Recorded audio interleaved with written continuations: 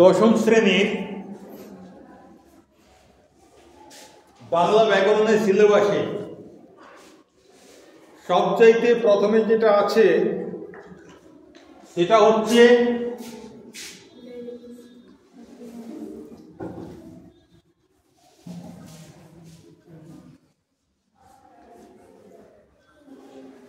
কারক এবং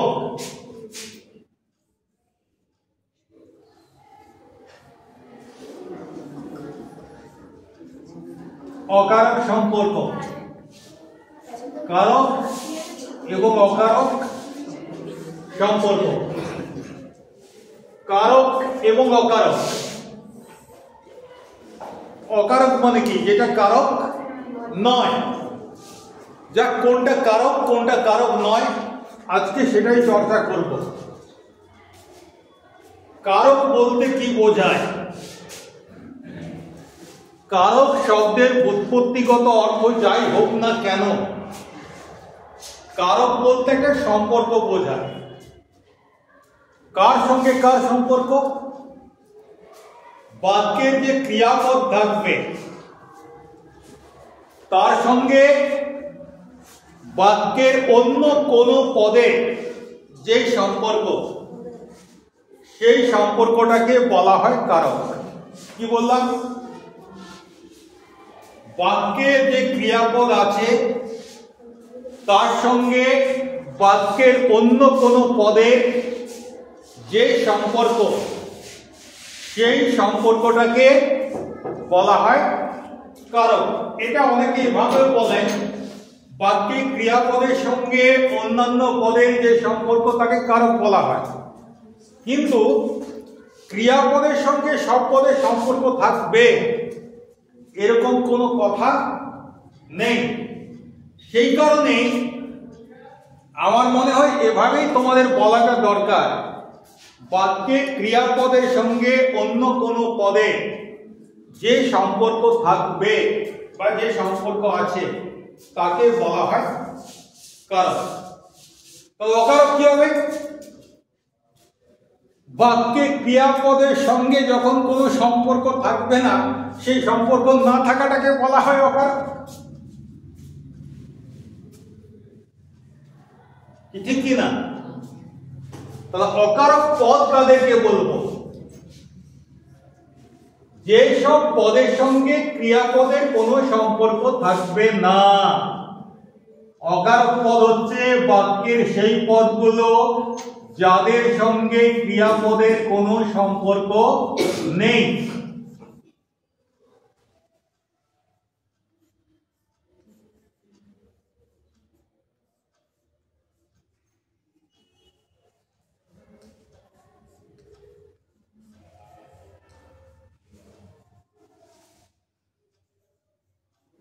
এবার তোমাদের মনের মধ্যে যে প্রশ্নটা স্বাভাবিক, এই সম্পর্কটা কি, আর সম্পর্ক আছে কি না আছে এটা কি করে বুঝবো?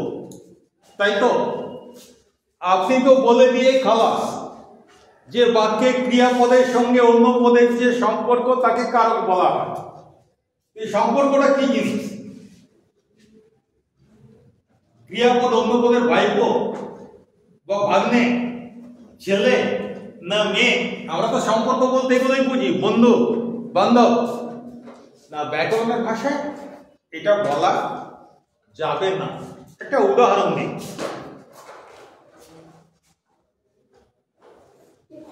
খুব সহজ উদাহরণ। রাম খায়। ক্রিয়াপদ কোনটা? কারক নির্ণয় করতে গেলে বা সম্পর্কটা বুঝতে গেলে আমাদের কি বলা আছে?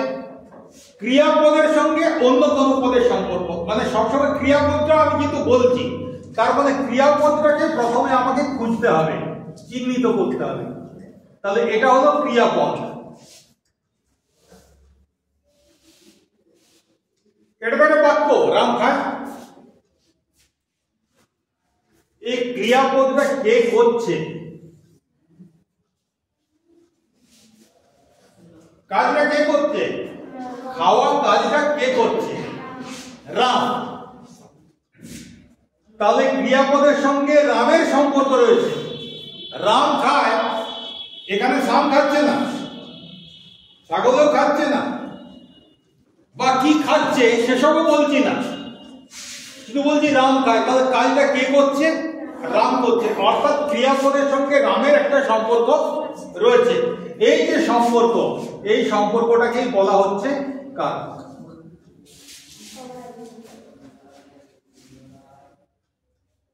বোঝা গেল? এবারে ধরো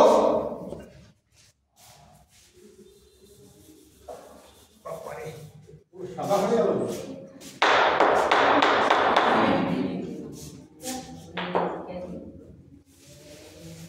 এবারে ধরো রাম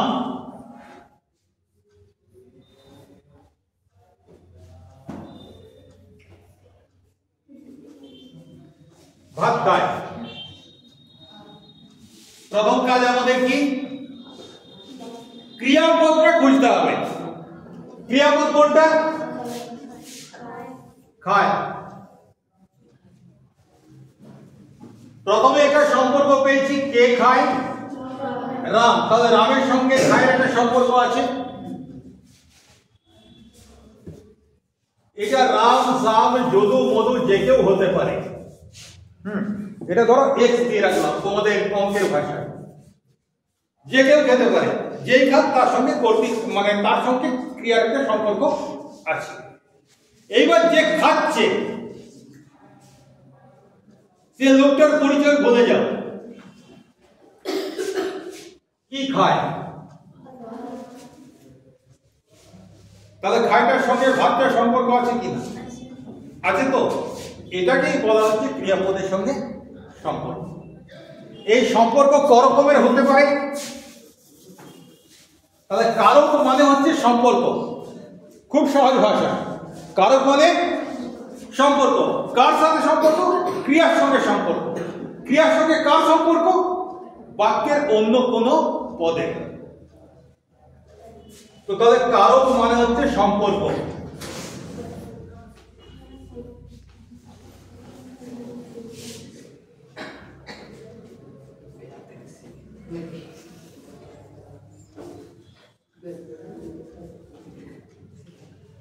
সম্পর্ক ছ রকমের হতে পারে। যেমন ধরো কে করছে, এটা একটা সম্পর্ক হতে পারে। কি করছে মানে কি কাকে করছে আর কি। কি করছে মানে তো ক্রিয়া হয়ে গেল। কোনটাকে করছে? খাওয়া। কোনটাকে খাচ্ছে? ভাত খাচ্ছে। এমন হতে পারে কি করে খাচ্ছে? আমরা হাতে করে খাই, ডানটা ভেঙে গেল, বাঁতে তখন চামচ দিয়ে খাবো, কি ঠিক কিনা? বা আমরা হাত দিয়ে খাই। তোমরা যখন দোকানে মোগলাই পরোটা খাও চামচ দিয়ে খাও, কাঁটা চামচ দিয়ে। চাউমিন যখন খাও চামচ দিয়ে খাও। তাহলে কি দিয়ে খাচ্ছি? এটা একটা সম্পর্ক হতে পারে। কেন খাচ্ছি? এটাও একটা সম্পর্ক হতে পারে। কোথায় খাচ্ছি?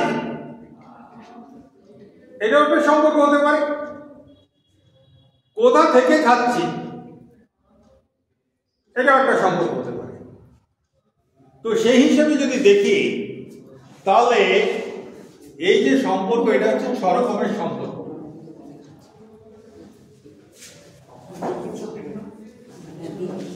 ক্রিয়ার কাজটা কে করছে, এটা একটা সম্পর্ক। কোনটাকে করছে এটা একটু পরিষ্কার করে দিই তোমাদেরকে। কোনটাকে করছে? রাম ভাত খায়। কোনটাকে খায়? ভাতটাকে। মানে কি খায়? আচ্ছা, আমি ওকে ঠেকাচ্ছি। ক্রিয়া তো ঠেকাচ্ছি। কাকে ঠেকাচ্ছি? ওকে ঠেকাচ্ছি। মানে ক্রিয়ার ফলটা যার উপরে পড়ছে, যখন খাচ্ছি সেই ভাতটা কি হচ্ছে? বাচ্চা তো শেষ হচ্ছে, ওকে যখন ঠেকাচ্ছি ফলটা ওর উপরে পড়ছে, ওর তো ব্যাঘাত হচ্ছে, তাহলে কি বা কাকে এরকম জায়গায় সম্পর্ক হতে পারে? আচ্ছা, কি করে করছি এটাকে আবার ভালো বাংলায় বলে কি দিয়ে করছি। ওকে যখন আমি ঠেকাচ্ছি, সত্যি সত্যি ঠেকানো যাবে না, কেস হয়ে যাবে, ঠিক আছে। তারপরে আবার ও যদি ঘরে গিয়ে বলে যে আমাকে অকারণে ঠেকিয়েছে, তাহলে আমার তো কীর্তন হয়ে যাবে, কি ঠিক কি না? তো যাই হোক, এখন মনে মনে ঠেকাচ্ছি, কি দিয়ে ঠেকাচ্ছি? লাঠি দিয়ে ঠেকাচ্ছি, এটা একটা হতে পারে। কি জন্য ঠেকাচ্ছি?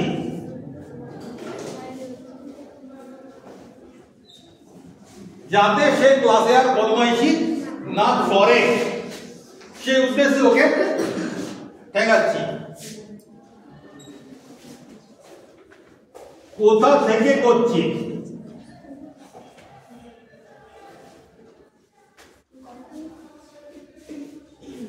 এটা একটা সম্পর্ক হতে পারে। এখানে বদমাইশি করে চলে গেছে বটতলা পর্যন্ত, বটতলা থেকে ধরে বটতলা থেকে ঠেকাতে ঠেকাতে নিয়ে আসছি, হতে পারে এটা। আর কোথায় হচ্ছে?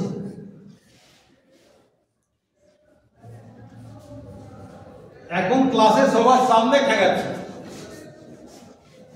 কতগুলো সম্পর্ক হলো?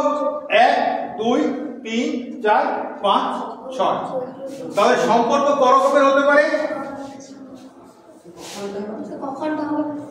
হ্যাঁ, অবশ্যই হবে।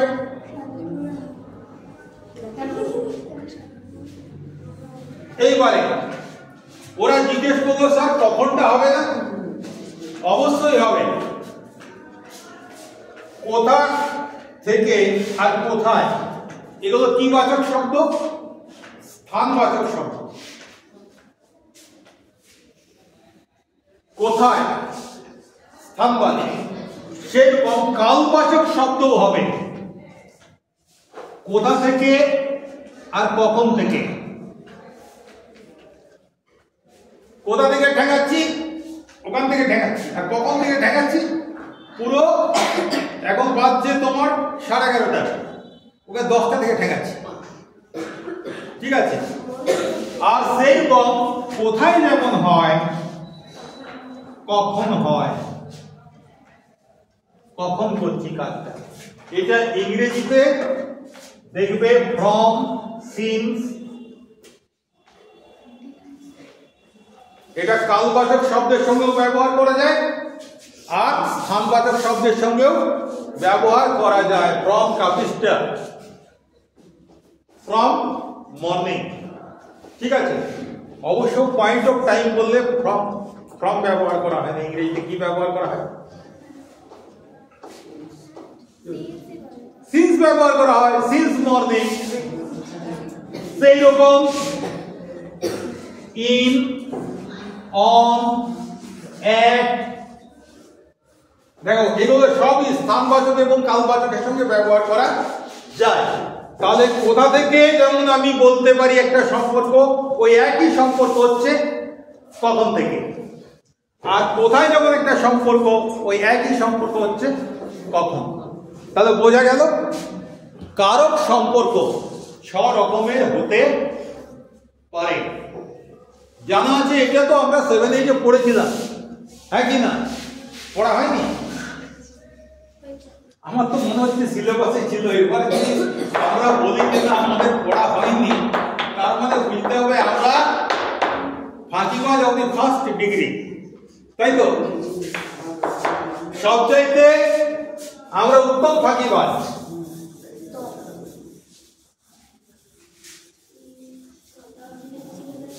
এই যে 6 রকমের সম্পর্ক, এই 6 রকমের সম্পর্ককে আমরা 6টা নাম দিয়েছি। 6 রকমের সম্পর্ককে 6টা নাম দিয়েছি। এই 6টা নাম কি কি? কর্তৃ সম্পর্ক। কর্তৃ সম্পর্ক না বলে সম্পর্কের নাম কি? কারক। তাহলে কর্তৃ সম্পর্ক না বললে আমরা বলবো কর্তৃ কারক। ছটা সম্পর্কের নাম আমরা মনে করব। আমি একে একে লিখবো, তোমরা তারপরে পরে বলবে। কর্তৃকারক হলো একটা,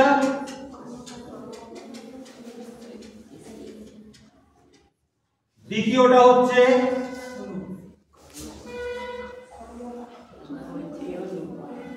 কর্মকারক।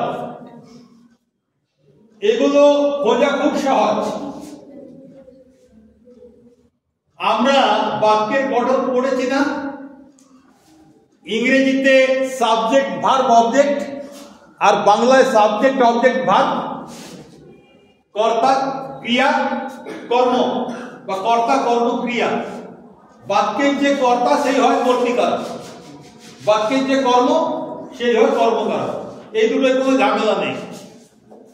এরপরে 3 নম্বর সম্পর্কটা হচ্ছে কি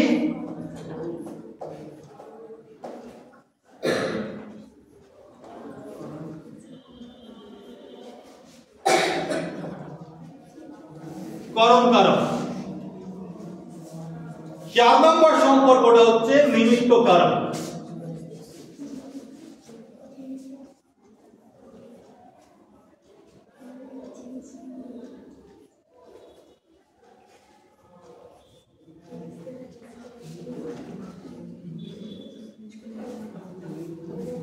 কি কি হলো এখন পর্যন্ত?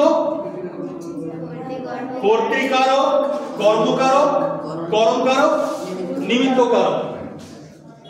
পঞ্চম যে সম্পর্কটা ওটার নাম হচ্ছে অপাদান কারক। অনেকে আবার বলে উপাদান কারক, পরীক্ষার খাতায় লিখে আর ঘ্যাঁচ করে আমি কেটে রসগোল্লা বসিয়ে দিই। ঠিক আছে, উপাদান নয়, অপাদান কারক।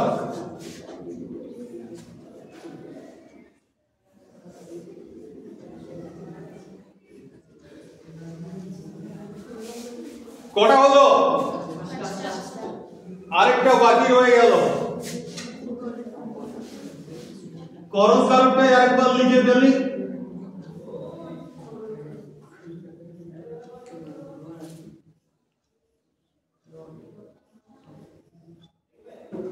একই সম্পর্ক দুবার লেখা যায় নাকি? লেখা যাবে না? তাহলে এটাকে একটু সংশোধন করে নিই। হয়ে গেছে? পরিকরণ কারক। তাহলে কারক অর্থাৎ ক্রিয়ার সঙ্গে কোন পদের সম্পর্ক 6 রকমের হতে পারে। সেই 6 রকম সম্পর্ক কি কি আমি এখনই মুখস্থ করব।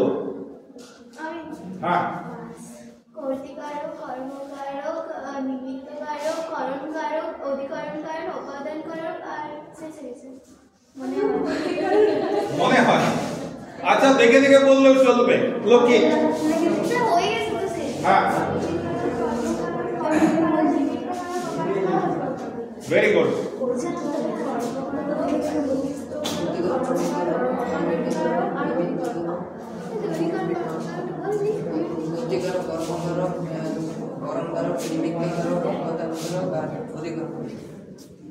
যাদের এর মধ্যে মুখস্থ হয়ে গেছে তারা মুখস্থ বলবে, যাদের মুখস্থ হয়নি তারা দেখে দেখে বলবে।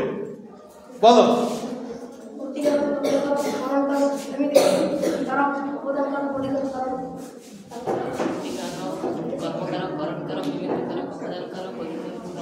জোরে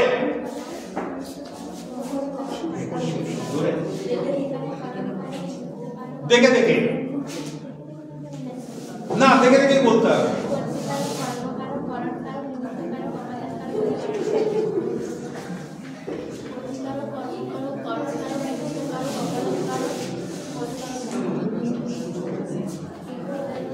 কীর্তিকারক নয়, কর্তৃকারক।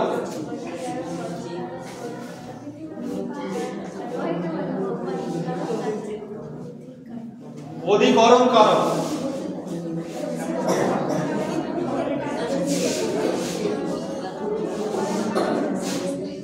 রাগ করতে হবে না। এবার যেটা সমস্যা, যে কি করে বুঝবো যে এই সম্পর্কটা কর্তৃকারক, কি করে বুঝবো এই সম্পর্কটা কর্মকারক? উত্তর আগে দিয়ে দিয়েছি, বাক্যে যেটা কর্তা হয় সেটাই কর্তৃকারক, যেটা কর্ম হয় অবজেক্ট সেটাই কর্মকারক। তারপর কি করে বুঝবো যে এটা করণকারকের সম্পর্ক, কি করে বুঝবো যে এটা নিমিত্তকারকের সম্পর্ক? প্রথমে তোমাদেরকে একটু বুঝিয়ে দিচ্ছি, তারপর যাতে সঠিকভাবে তোমরা একেবারে 100% নিখুঁত ভাবে যাতে কারক নির্ণয় করতে পারো, তার জন্য কি করতে হবে সেটা দেখিয়ে দেবো। খুব সহজ কিছু মনে রেখো, যে ক্রিয়াপদের কাজটা, ক্রিয়াপদ দ্বারা যে কাজটা বোঝাবে, খাওয়া হোক, যাওয়া হোক, পড়া হোক, যে কোনো কিছু কাজ, গান করা হোক, নৃত্য করা হোক, ক্রিয়াপদের কাজটা যে করবে, যে করছে সে হচ্ছে কর্তৃকারক। ঠিক আছে? এই কাজের ফলটা যার উপরে পড়ছে সে হচ্ছে কর্মকারক। তোমরা জানো অবজেক্ট, যেটা কর্ম সেটাই কর্মকারক, এইগুলোর কোনো সমস্যা নেই। তৃতীয়টা, যা দিয়ে করব সেটা হচ্ছে করণকারক। তোমরা যখন পড়ছো, কি দিয়ে পড়ছো? চোখ দিয়ে পড়ছো, হ্যাঁ কি না? তাহলে তখন চোখটা হবে করণকারক। অনেকে সরব পাঠ করো, মানে মুখ দিয়েও পড়ছো, তাহলে মুখটাও হবে করণকারক। মানে যা দিয়ে তুমি কাজটা করছো সেটা হচ্ছে করণকারক। যে জন্যে করছো এটা হচ্ছে নিমিত্তকারক। কেন পড়ছো? তুমি পড়ছো কেন পড়ছো? না পড়লে ছেলেটিকে বাপ ঘর থেকে বের করে দেবে, মেয়েগুলোকে বিয়ে দিয়ে দেবে, এই ভয়ে পড়ছো। সত্যি কথা তো এটাই। কজন জ্ঞান লাভের জন্য পড়ছো? তাহলে কি জন্য পড়ছো? কারণ যদি না পড়ি, স্কুল যদি না আসি, বাবা তাড়িয়ে দেবে ঘর থেকে, বলবে যা কাজ করে খা। তাহলে যে জন্য পড়ছো সেই সম্পর্কটা যে নিমিত্তকারক, মানে কাজটা যে জন্য করা হচ্ছে। তুমি কোথা থেকে করছো কাজটা, বা একটু আগে ওরা যেটা বললো কোথার সঙ্গে কি হবে, কখন। তুমি কোথা থেকে করছো কাজটা, বা তুমি কখন থেকে করছো কাজটা, যে শব্দ দ্বারা সেই সম্পর্কটা বোঝা যাবে সেটা হবে অবাদনকারক। আর কাজটা যেখানে হচ্ছে বা যে সময়ে হচ্ছে সেইটা হচ্ছে অধিকরণ কারক। বোঝা গেল? কাজটা কখন থেকে হচ্ছে বা কোথা থেকে হচ্ছে, যে সময় থেকে হচ্ছে সেটা অপাদানকারক, অথবা যে জায়গা থেকে হচ্ছে সেইটা অপাদানকারক। সকাল থেকে হচ্ছে তার সকালটা অপাদানকারক। এইবার যে কোথায় হচ্ছে বা কখন থেকে হচ্ছে, এবার আমি কখনটাই ধরি। কখন হচ্ছে? আজ সারাদিন বৃষ্টি হচ্ছে। যদি বলতাম সকাল থেকে হচ্ছে, সকালটা অপাদানকারক, কিন্তু সারাদিন জুড়ে হচ্ছে, তো সারাদিন হচ্ছে, সারাদিনটা হচ্ছে অধিকরণ। স্কুল থেকে আসছি, বাড়ি গেলে, বাড়ি যাওয়ার পরে কেউ কোনো বন্ধু জিজ্ঞেস করলো যাওয়ার পরে কোথা থেকে আসছিস রে, না স্কুল থেকে আসছি, যেখান থেকে আসছো সেটা অপাদানকারক। আর এখন তো ওরা কোথায় রয়েছে? স্কুলে রয়েছে, তা যেখানটায় রয়েছে এটা হচ্ছে অধিকরণ কারক। বোঝা গেল? তাহলে আমরা এখান থেকে খুব সহজেই বুঝতে পারলাম যে কিভাবে আমরা কারক সম্পর্ক নির্ণয় করতে পারি।